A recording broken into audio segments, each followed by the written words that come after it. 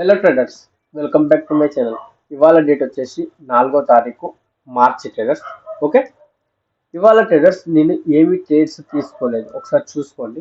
నా positions, orders, all positions, trades, holdings and funds ఎంతైతే ఉన్నాయో అంతే ఉన్నాయి. నేను ఇవాళ ఏం ట్రేడ్స్ తీసుకోలేదు.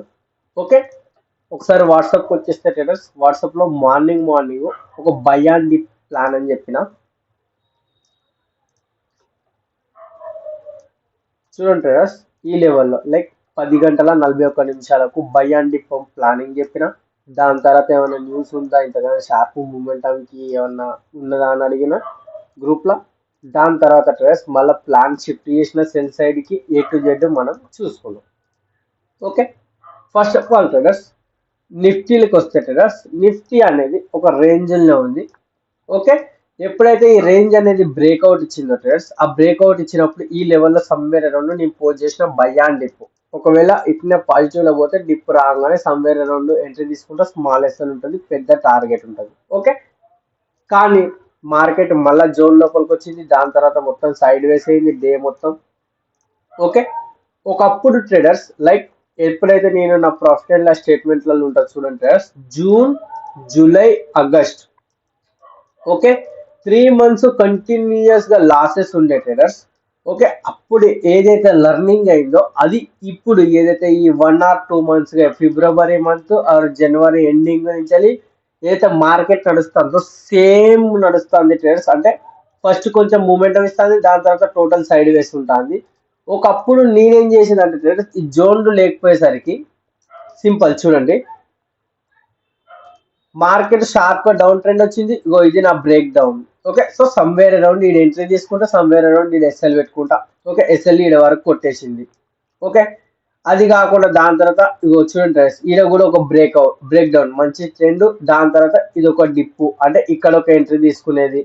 ఓకే, ఒకవేళ అడ్వాన్స్ ఎంట్రీ తీసుకోవాలంటే హైలో అని ఇట్లా అప్ ట్రెండ్ చూసేది, ఇది బ్రేక్అవుట్ అన్నా లేకపోతే ఇట్లా బ్రేక్అవుట్ అన్నా చూసేది, ఇవన్నీ చూసేది.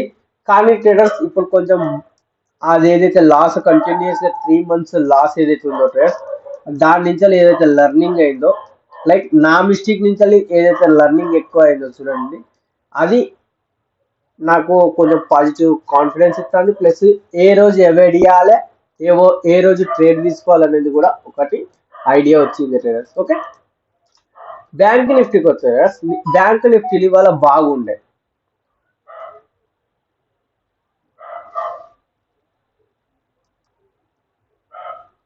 చూడండి బ్యాంక్ నిఫ్టీలో మార్నింగ్ బయటకు వెళ్ళినప్పుడు బై అండ్ డిప్ ప్లాన్ చేసి ఇక్కడ వరకు సమ్వేర్ అరౌండ్ ఇది హై ఉంది. దాని తర్వాత ఇంకొంచెం ఇక్కడ కూడా రెసిస్టెన్స్ ఉంది, ఈ లెవెల్ వరకు వెళ్ళే అవకాశాలు ఉన్నాయి. అంటే ఇలా బ్రేక్అవుట్ ఇచ్చి ఇక్కడ కొంచెం డిప్ వచ్చినప్పుడు సమ్వేర్ అరౌండ్ నేను ఎంట్రీ తీసుకొని చిన్న ఎస్ఎల్ టార్గెట్ ఇటు దాకా పెట్టుకుందాము అని అనుకున్నాం. కానీ మార్కెట్ రివర్సల్ వచ్చింది. రివర్సల్ వచ్చినప్పుడు కూడా ట్రేడర్స్ ఇక్కడ ఒక బ్రేక్ డౌన్ చూసినా కానీ జూన్ లోపలికి వచ్చిందని అవాయిడ్ చేసిన. దాని తర్వాత ఇలా ఒక బ్రేక్ డౌన్ చేసినా కానీ కాన్ఫిడెన్స్ రావట్లేదు ట్రేడర్స్. ఎందుకంటే అలా నిఫ్టీ అనేది పైకి పైకి ఉంటుంది, బ్యాంక్ నిఫ్టీ అనేది డౌన్ సైడ్కి వచ్చింది. సో ఒకసారి ఇది కూడా కన్ఫర్మేషన్ ఇవ్వండి అండి. నిఫ్టీలో కూడా కిందికి వచ్చి బ్యాంక్ నిఫ్టీలో కూడా 2 సార్లు, ఒకసారి 2 సిమిలర్ గా నడిస్తే నాకు ఇంకొంచెం కాన్ఫిడెన్స్ వస్తుంది. ఎందుకంటే సెటప్ కూడా ఇంకా మంచిగా వర్క్ అయ్యే అవకాశాలు ఉన్నాయని వెయిట్ చేసి, దానికోసం వెయిట్ చేస్తే అది కొంచెం పైకి వేసరికి ఇది మొత్తమే పైకి గుంజుకపోయింది. ఓకే, దాని తర్వాత ఇక్కడ ఒక బయింగ్ ఆపర్చునిటీ చూసిన, ఇది కూడా నాకు అంత ప్రాపర్ లేదు. ఈ నుంచి ఇట్లా పైకి పోతే ఇది ఎంట్రీ తీసుకును, ఇది ఎస్ఎల్ స్మాల్ ఉండు, టార్గెట్ అనేది అదన్నా లేకపోతే ఇదన్నా పెట్టు. ఓకే, అది కూడా ఇంత డిప్ షార్ప్గా వచ్చేసరికి అవాయిడ్ చేసిన. సింపుల్గా ఇవాళైతే నేను ఏం ట్రేడ్స్ అయితే తీసుకోలేదు కదా. వీడియో నచ్చితే లైక్, షేర్, సబ్స్క్రైబ్ చేసుకోండి.